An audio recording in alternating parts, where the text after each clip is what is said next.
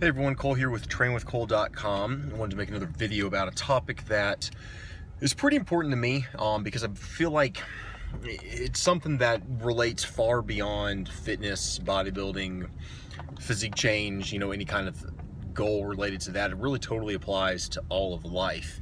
And that's because we as human beings struggle with this all the time. And that issue is the emotions and feelings of fear and confidence.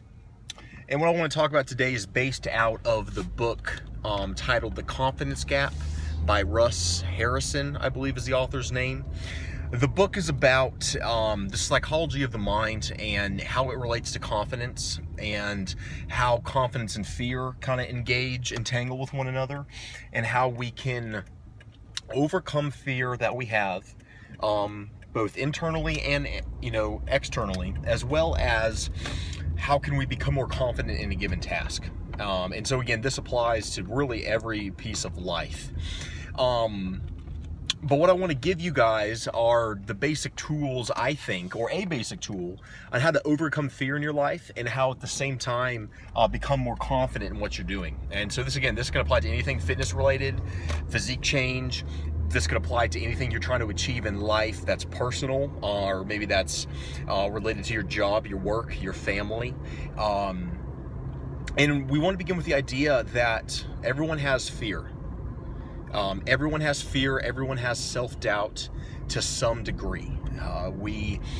Even if we're really proficient and good at something, we still have, if we're really honest with ourselves, that little kind of voice inside, or those feelings of, oh, maybe I can't do this, or I'm not any good at this, or how can I succeed and achieve at X, Y, or Z. And of course, those kind of feelings are way more magnified and much bigger when we're trying to achieve something that either is very lofty or we feel like we're not very just inherently good at and we need a lot of practice at. The first thing to understand about fear and those feelings is they're just that, is their feelings. They don't necessarily represent truth.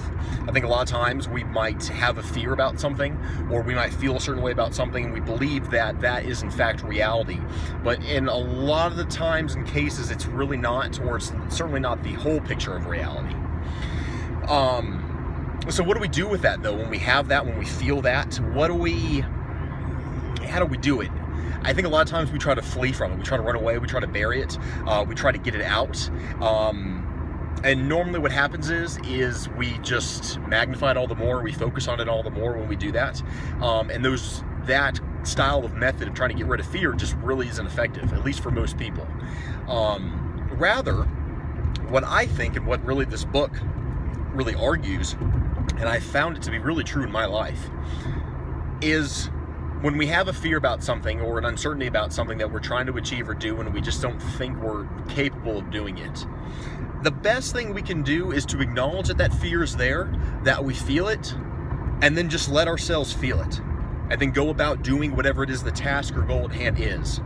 To not let that transfix us in a position where we are stationary and don't move towards whatever goal or desire we have, even if we're not 100% sure if we're actually even going to achieve it.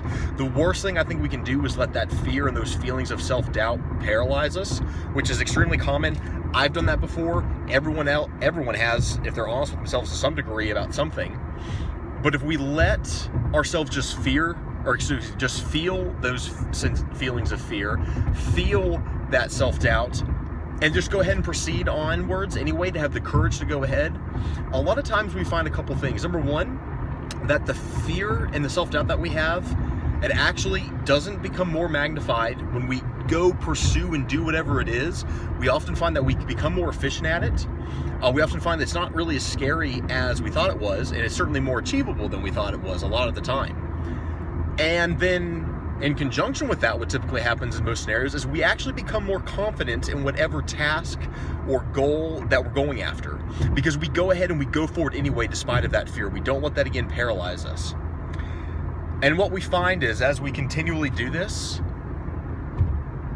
our fears and the feelings of self-doubt, they don't ever, I don't think, totally go away, but they certainly start to decrease, and we become more confident in whatever it is we're trying to pursue and do. And before long, our feelings of confidence are way more abundant and way more frequent than our feelings of fear and self-doubt. So next time you're feeling fear, you're not feeling confident, let yourself feel those things, understand that they're just feelings, that they don't represent truth, and then go ahead and do them anyway.